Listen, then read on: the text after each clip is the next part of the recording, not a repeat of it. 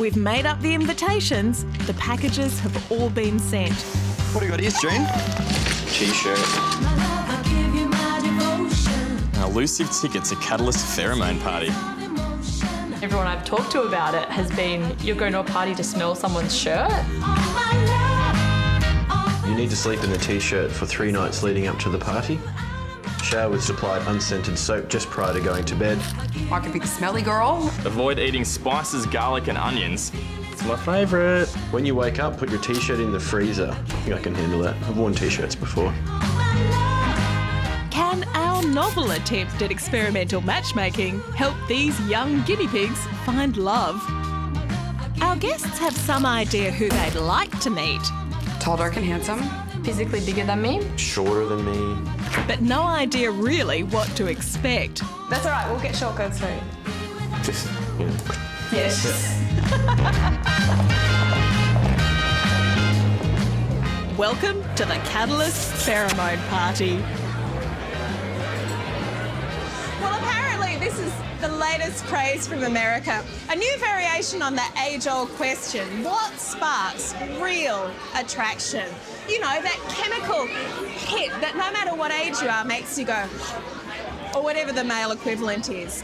What is that thing we call chemistry?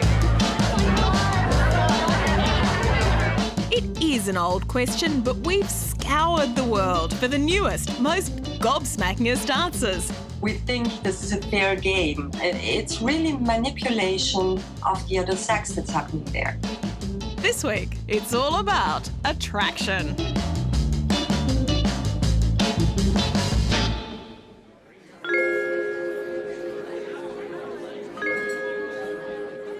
If you have chemistry with someone, you'll know in the first 5 minutes. It's almost like an energy thing. That spark, that kind of fire. A kind of really all-consuming connection.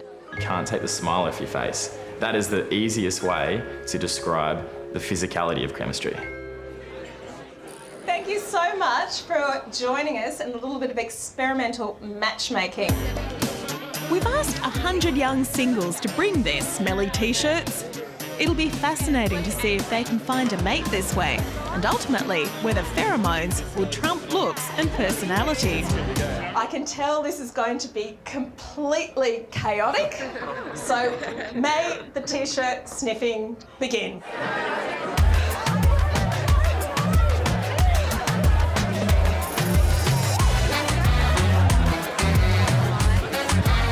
You're gonna go for the armpit. That's the good place, right? There's a girls' pile and a boys' pile. If you like what you smell, you get a photo and try to find your smell date. It's like a little bit sexy. A bit like cinnamon stick. That was gross. It smelled like rotten cheese. It smells like you want to hug it. It's a numbers game. It's a numbers game. I want to curl up in it. There's no way I'm going to keep track of all this, so I've called in help. Bring on Professor Rob Brooks and the evolutionary biologists. All right, girls, so what we're looking for are signs of interest. We're looking for body language. We're looking for phone numbers being exchanged. They're each assigned one of our 4 featured guests. Emily, who broke up recently. All heading in different directions. Whitney, who's still a bit confused by Australian men. I just got looked at. Why, you know, what's your purpose for speaking to me? Chris, who lost his girl for a chance to play professional cricket. England popped up and then kind of exploded in flames, I suppose. And Nathan, who was married. Now we're friends, so it's okay. We look back on it and laugh. Laugh at how fat we made each other. They're all different, all great, and I've got my romance radar firmly on them tonight. Fingers crossed. But meanwhile, I'm off for a pheromone frolic of my own. Hi there, I think you have a package for me. What I've ordered is a class of pheromone called copulin. How exciting. Copulins were discovered in monkeys. They're produced by the female vagina during ovulation and signal, I'm fertile now. Fortunately, the human version can be manufactured. Direct from Austria. Human copulin. Okay, I wonder what it smells like. Oh, shit.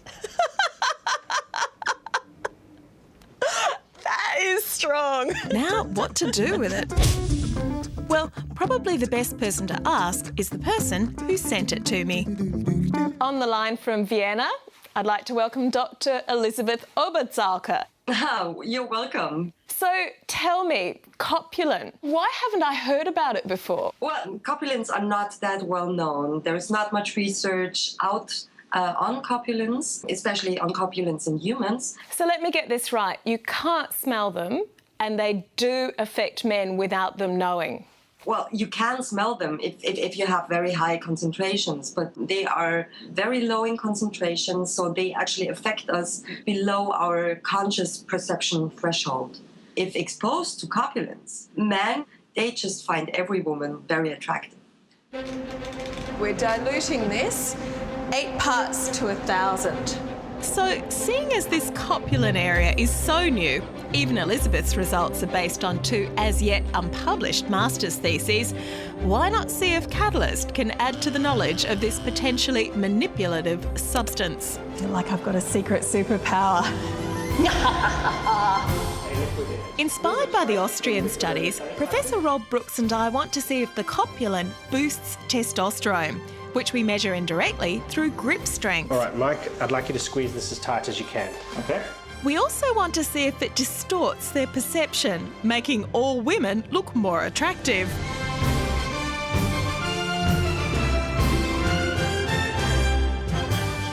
And with everyone done, we're ready to see if our little pilot showed anything at all. I found that averaged across all 12 men that we looked at, their grip strength was about 2 kilograms stronger when they had the copulins than when they had the water. What do you think of that? Well, I think it's really promising. I'm impressed, actually. The attractiveness stuff isn't quite as strong. Yeah. If this was Mythbusters, I'd say equivocal. Well, let's go tell them. So that suggests it did actually boost the testosterone. How do you feel about being manipulated by a female pheromone? It's quite possible that this really is making men a little more generous and possibly might make men a little more interested as well. So just watch out until the effects wear off. Don't do anything rash.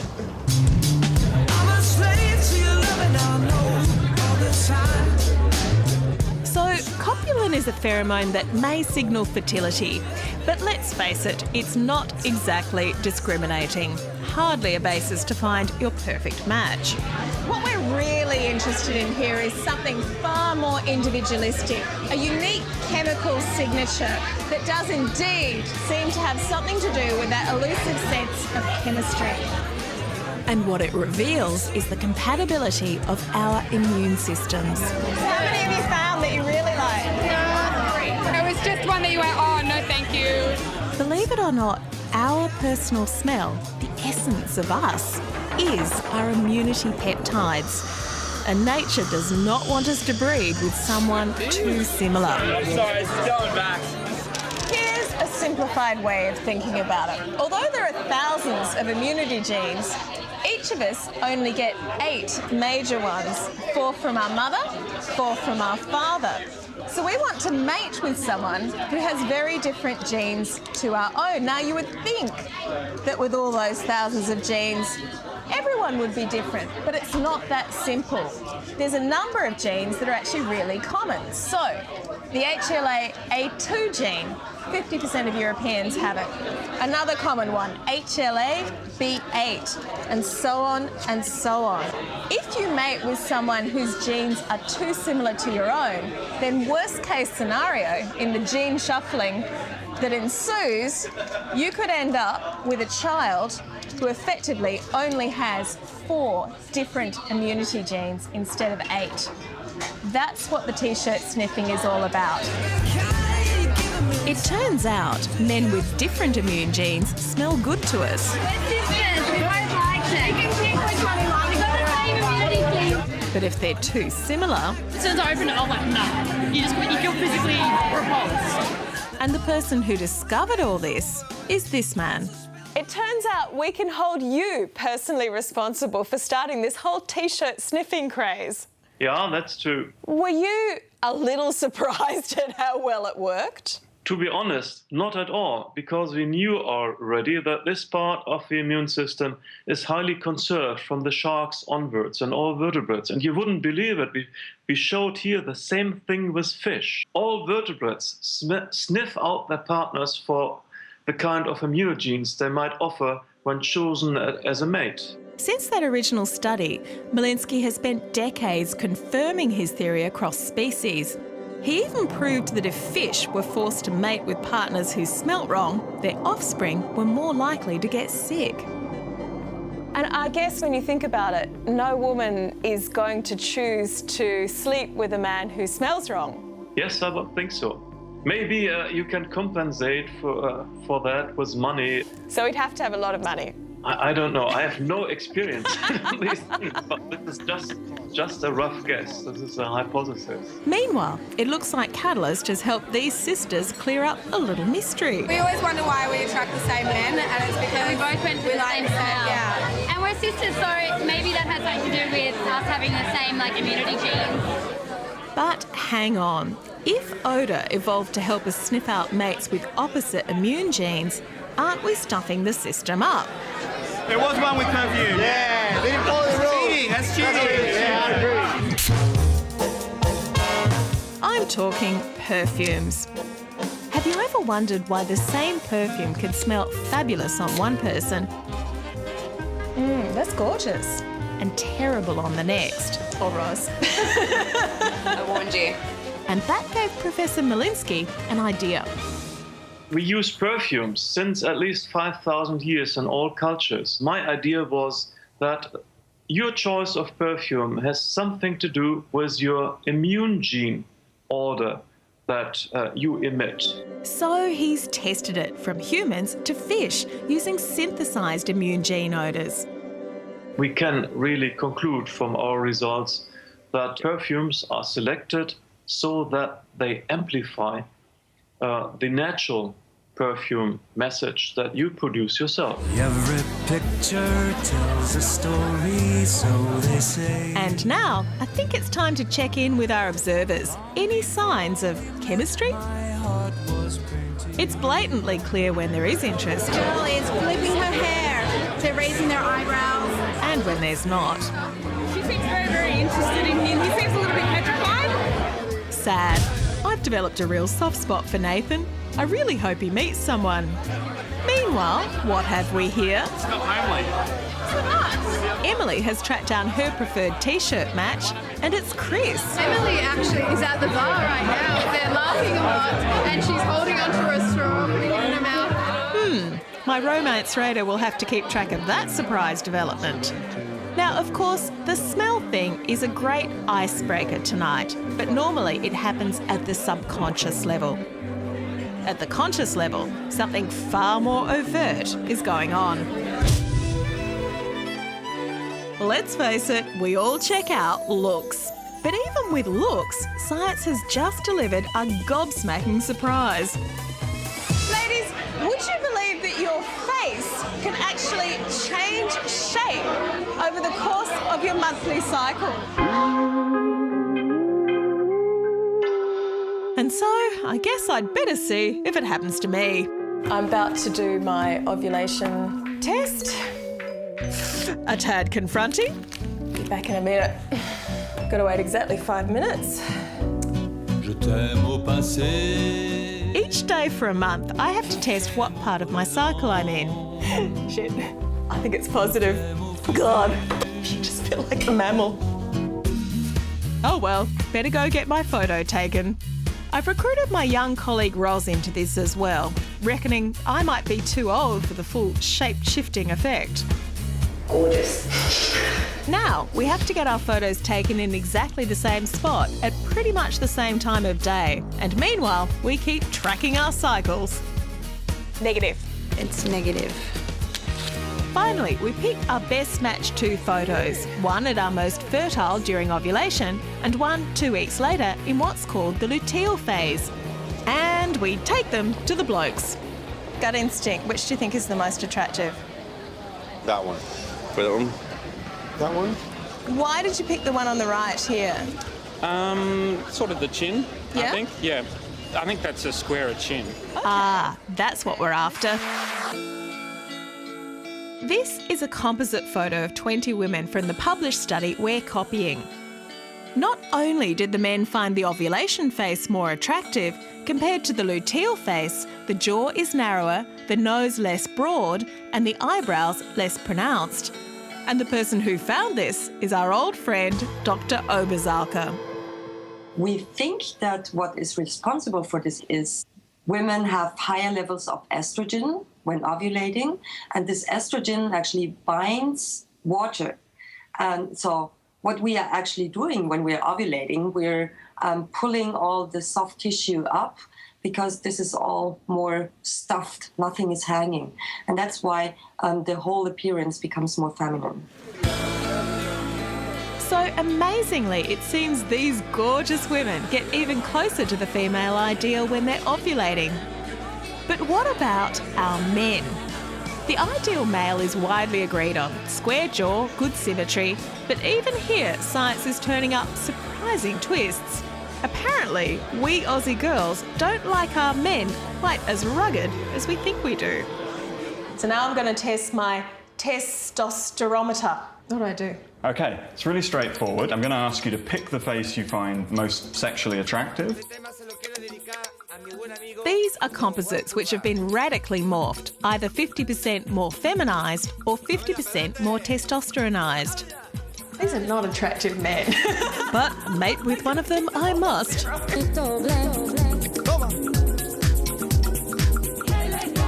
Okay, done. How did she go?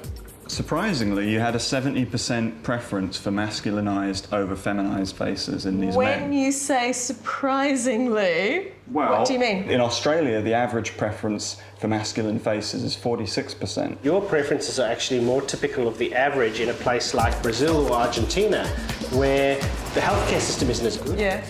Men have to compete a whole lot more vigorously with each other in order to make their way in the world. And so in those societies, it's better to be masculinized, whereas in Australia, we're a little more metrosexual. So I've got an... I was going to say I've got an inner Brazilian, but that's just going to come out wrong, isn't it? Leaving us to juvenilely lose it, back to the party. So when it comes to looks, while we may generally agree on male and female beauty, in the dance of attraction, there are subtle interplays about how masculine or feminine we really want our partners to be. I guess in general I go for taller, darker guys, usually a bit rougher. I like kind of shorter girls, thin, kind of need my protection. Oh. Girly girls. Girly girls? Yeah. Maybe like glasses, more like a library nerd kind of a girl, you know. But there's another layer going on as well. Ever noticed how some people seem to have a type? I've never dated a blonde. What are their numbers? 5'2", blue eyes, dark hair, porcelain skin, glamazon. Miranda Kerr, this much shorter. Why do so many of us seem to stick to similar people? Well, one answer is a little embarrassing. We asked our guests to nominate their ultimate celebrity fantasy man or woman. They're about to find out why. I have here a photograph of your mother when you were little. Eyebrows, eyes, hair, cheeks. I love Alyssa Milano, and now it's like, oh shit. Kind of creepy. You seem a little resistant. And what about Chris, who always goes for short, blue-eyed brunettes? It's disgusting, the similarities, isn't it? Middle part of the hair, the blue eyes, the smile, even the nose is the same. Oh no. This is not the first time Chris has had to think about this, though. My mates pay me out all the time. Your mum's little brunette pocket rocket, Chris. Bad. I don't know if you should put that in, though. Oh, we might. Oh. It's bad though. Is that not embarrassing that you're physically attracted to someone that may look like your parent? There's a term for this. It's called imprinting. Okay, men in the audience, here's one for you. Which picture do you find the most attractive? Obviously they're the same face, but hair colour, eye colour, dimples, features that should be independent of attractiveness per se are different. These pictures are part of a new study just completed by this lovely young French woman. So what did you find? Because I would think that gentlemen prefer blondes. Yes, it was a possibility, but in fact, blonde men prefer blonde women, but brown hair men prefer women with blonde hair, and men tend to prefer women who resemble themselves. The preference for family resemblance wasn't huge, but it was definitely subtly there.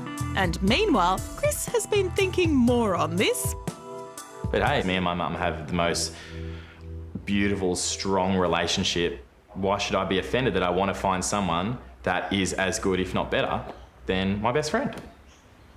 Maybe that's why. That's pretty nice. I know. You should probably put that bit in. Yeah.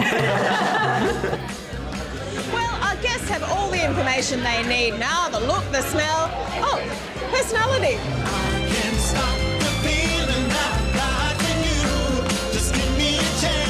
You didn't think we'd be so shallow as to overlook the deal breaker, did you?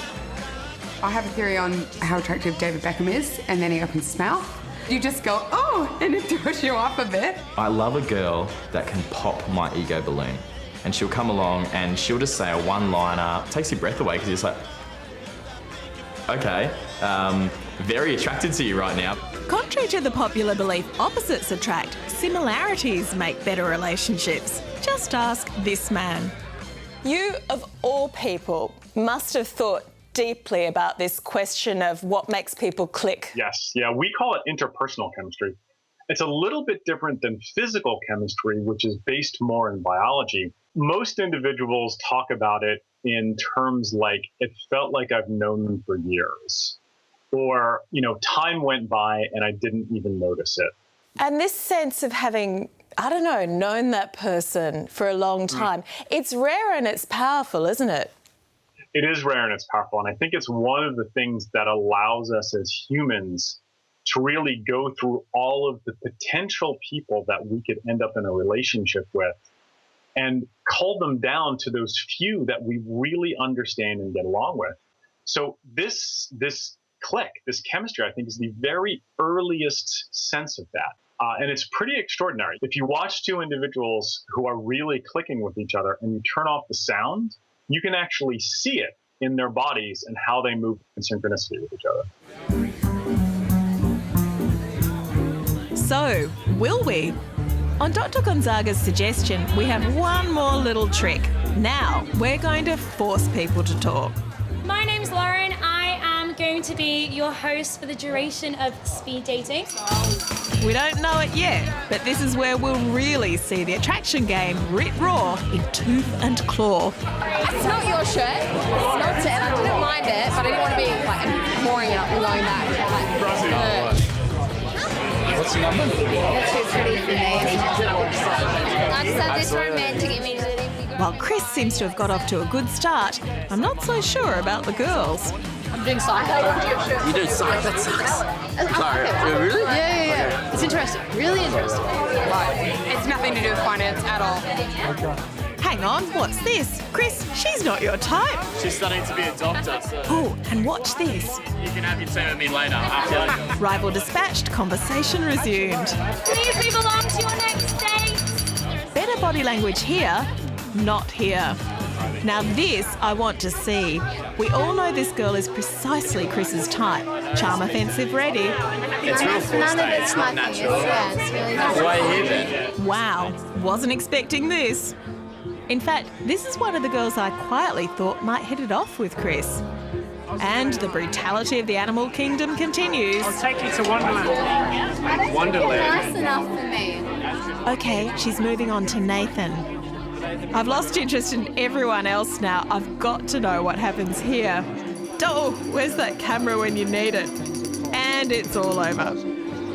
It's all about information. By the end of your pheromone party, people are going to have smelt the t-shirts, they're going to have the look, and they're also going to have had a chance to meet each other. You should observe where people mingle at the end of the night, but I bet you t-shirts and psychology are going to trump looks.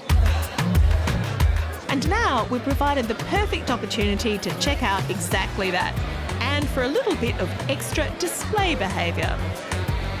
Hang on, Chris, you're dancing with your mate, and now with me. Actually, not bad for a bloke clutching a beer. Meanwhile, Nathan looks like he's found a girl.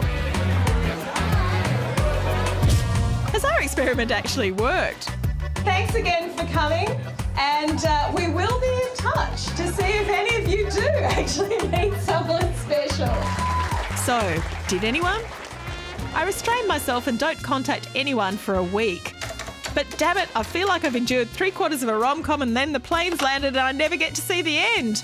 Finally, curiosity burning, I head out to meet my young friends once again. Did they meet anyone? Just a little bit? There was one guy that I spoke with that night and we exchanged phone numbers. I don't know if it's anything romantic at all, but if I make a new friend out of it, why not? We got along really well, but I didn't end up getting his number. And what about the boys? Liz, definitely clicked with her. She's gorgeous, and this Friday we're going on a date. So, fingers crossed, hey? I showed Mum a photo of her. Immediately she just goes, "That's not your type." And here's where, like any good rom-com, we score an ironic twist. Remember this girl who was Chris's perfect type, but dreams turned to ash with a personality crash. And then... You've been on a date? Yes, we went last Wednesday and we're going on a date again tomorrow. Well, I'm really surprised that you met anyone, to be honest. Well, thanks How a about lot. you? No, but it's such an artificial situation. It is. But I just went with no expectations, really, just to have fun. But that might have contributed to the fact that it was successful. No, he didn't. They went out together. They've had 2 dates. Wow. Ah, my perfect rom-com ending, complete with subtle as a sledgehammer morality tale. If you don't have the click, you don't get the chick. But will this be the perfect match? Well, honestly, who knows? After all, if all the elements, looks, smell, personality, align so easily, it would happen to us all the time. So thanks to all the young people who gamely helped us reveal the evolutionary complexity that is chemistry.